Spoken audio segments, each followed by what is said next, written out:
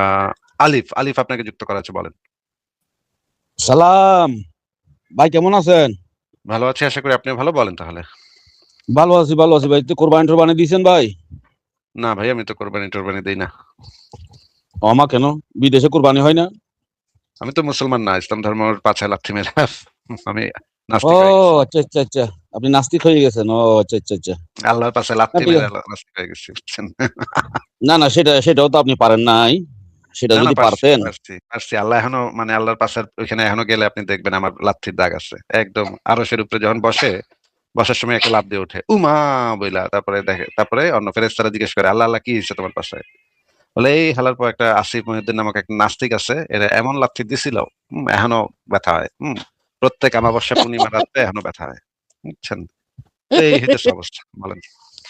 মানে ওই আপনার কথা শুনে আমার মনে হচ্ছে একটা মানে মানুষ বলে না, পাগলের সুখ মনে মনে। মানে আচ্ছা ওইটা ওইটা ওইটা মনে আচ্ছা ভাই, পড়তেছে আর কি, আপনি মানে কি পাগল। আপনি কি প্রমাণ করতে পারবেন যে আমি আল্লাহর পাশে লাথি মারি না? এটা কি আপনি প্রমাণ করতে পারবেন? না, এটা প্রমাণ করার সুযোগ নাই, কারণ আল্লাহকে তো পাওয়া যায় না ভাই। ও, কিন্তু আমি যদি দাবি করি যে আপনি যদি প্রমাণ করতে না পারেন যে আল্লাহর পাশে আমি লাথি মারি নাই, তাইলে আপনার আমার কথাটাই বিশ্বাস করে নিতে হবে। তখন না ঠিক আছে। একটা ঘটনা তো আমি জানি। ওই যে আল্লাহর পাছায় নাকি লাঠি পড়তেছিল এক পাগলে। এটা বনী ইসরাইলের একটা ঘটনা, আপনি নিশ্চয় জানেন সেটা। হ্যাঁ হ্যাঁ হ্যাঁ, হ্যাঁ। ওই একজন ধার্মিক, মানে সে রাত দিন আল্লাহর ইবাদত করে। তো আল্লাহ একদিন ফেরেশতাকে পাঠাইছে, মানে বলছে যে তুমি যাও, তুমি গিয়ে ওই যে আবেদ ব্যক্তিটার কাছে যাবে প্রথমে, সে কি চায়, এবং পরে যাবে পাগলের কাছে, বলবে যে সে কি চায় জিজ্ঞেস করে আসো। তো তখন ফেরেশতা আইসা আবেদ ব্যক্তির কাছে আসলো প্রথমে। আইসা বলতেছে যে এই আমি মালায়েক আল্লাহর পক্ষ থেকে আসছি, আপনি আল্লাহর কাছে কি চান জানার জন্য আল্লাহ পাঠাইছে। তখন আবেগ ব্যক্তিটা বললো যে আলহামদুলিল্লাহ আলহামদুলিল্লাহ, আমি তো অনেকদিন অপেক্ষায় আছি যে আল্লাহর কাছে চলে যাব, মারা যাব, তখন আল্লাহ আমাকে জান্নাত কোনটা দিবে এটা যদি একটু জানতে পারি ভালো লাগবে। তো ফেরেশতা বললো যে ঠিক আছে, আপনাকে জানানো হবে।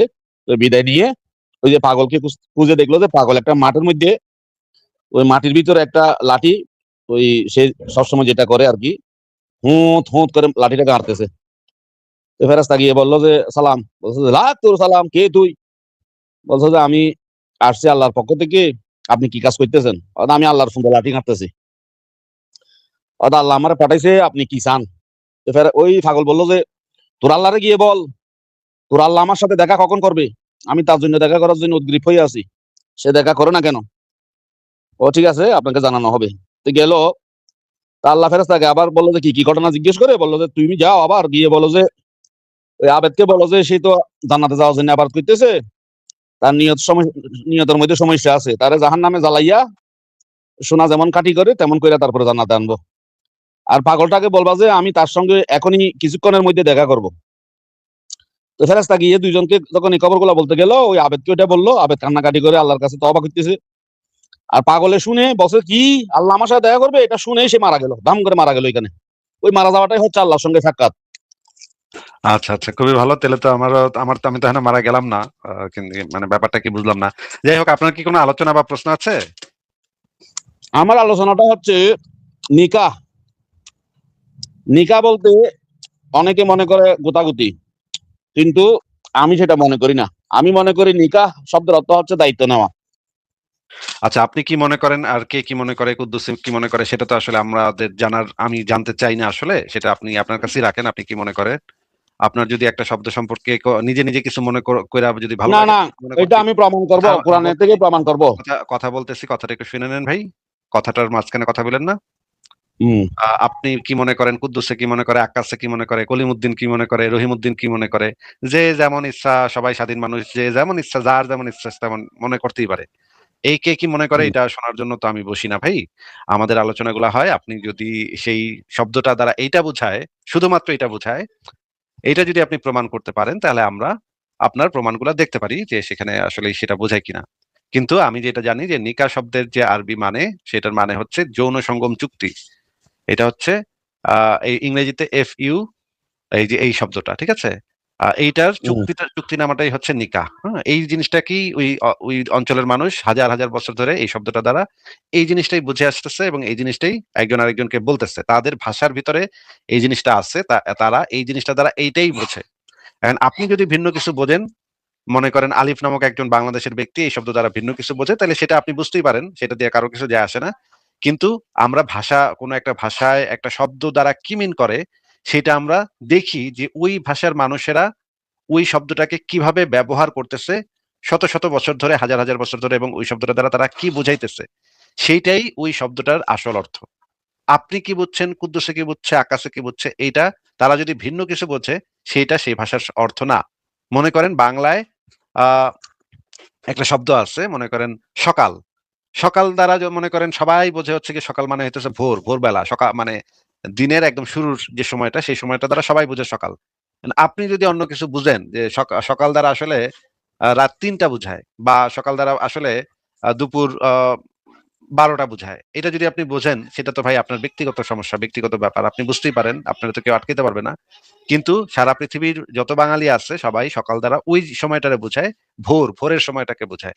বুঝতে পারছেন ভাই? না না, আপনার কথা ঠিক আছে তো ভাই। আমি ২ জায়গায় দেখছি, স্ত্রীকে স্পর্শ করার আগে যখন তালাক দেওয়া হয়, ওইখানে নিকাহ শব্দ আসছে। তাইলে নিকাহ শব্দ আসছে, স্পর্শ করার আগে তালাক দেওয়ার কথাও আসছে। তাইলে ওইখানে তো নিকাহ শব্দ যেটা আপনি বলছেন ফিউ, ওইটা হয় না। কারণ ওইটাই ওইটা যদি হইতো, ওইখানে নিকাহ শব্দ আসতো না। ওইখানে বলছে যে স্ত্রীকে স্পর্শ করার আগে। স্পর্শ করার আগে যদি তালাক দেওয়া হয়, তাইলে ওইখানে নিকাহ শব্দ আছে তো। তাহলে তো স্পর্শই করলো না। এটাই ছিল আমার বক্তব্য। গতবারও আমি একবার আসছিলাম সে বিষয়ে কথা বলার জন্য। আপনি হয়তো কাজ ছিল, বাইরে গেছিলেন। আমার আরেক ভাই ছিলেন এখানে, ওনার সঙ্গে আমি কথা বলেছিলাম। তো আজকে নোটিফিকেশন দেখে চিন্তা করলাম যে একটু গিয়ে জিনিসটা আবার একটু ইয়া করে আসি। ওই সেটাই আর কি। ঠিক আছে, আপনি একটু যে এইটা পড়েন, এই জিনিসটার অর্থটা কি পড়লে আপনি দেখতে না, পাবেন। এটা আমি চিরজীবন আমার জায়গায় আমি থাকবো। আমাকে আপনার জায়গায় ইনশাল্লাহ। আপনি থাকবেন, আপনার জায়গায় আপনি থাকতেই হ্যাঁ। পারেন, সেটা নিয়ে আমি বলতেছি না ভাই। হ্যাঁ, কিন্তু এটা দ্বারা হুম। আরব অঞ্চলের মানুষেরা কি বোঝে সেটা আপনি একটু দেখেন, ঠিক আছে? আপনি কি হুম। বুঝবেন না না বুঝবেন, এটা তো সম্পূর্ণ আপনার সিদ্ধান্ত। আপনি মনে করেন একটা শব্দের নিজের মানে বানিয়ে নিলেন, এটা নিয়ে এটাই আপনি বুঝবেন, এটা ছাড়া কিছু বুঝবেন না। এটা তো আপনার ব্যাপার, আপনার জীবন, আপনি স্বাধীন, স্বাধীন মানুষ, যা ইচ্ছা করতে পারেন। আপনার স্বাধীন জীবনে যা যা ইচ্ছা চিন্তা করতে পারেন, যা ইচ্ছা ভাবতে পারেন, যা ইচ্ছা মানতে পারেন, এটা আপনার ব্যাপার। কিন্তু আরব দেশের মানুষেরা এই শব্দটা দ্বারা কি বোঝে, সেটা আপনি একটু সার্চ করে দেখেন, সার্চ করে দেখলে পাইবেন। ঠিক আছে আলিফ সাহেব, আপনাকে তাহলে বিদায় দিই। ঠিক আছে, ঠিক আছে, আমি চলে যাব। তবে আমি কোরআন থেকে দলিল দিয়ে কথা বলেছি, এটাই হচ্ছে আমার যুক্তি, আল্লাহর যুক্তি। আচ্ছা, আপনি একটু নিজে আমি সার্চ এখানে করে দেখেন, আছি। ঠিক আছে? আল্লাহর আমি যুগে আর আল্লাহ ইনশাল্লাহ, আল্লাহ মানসুর কোনো দরকার দেখবো নেই। না। আমি আর দেখবো ঠিক না, আছে, এটাই আমার যুক্তি। এখানে আমি ওকে, থাকবো। খোদা হাফেজ, ঠিক আছে, ভালো থাকবেন। ঠিক জিন্দাবাদ। আছে, জিন্দাবাদ। হ্যাঁ, ঠিক আছে, ঠিক আছে, পরের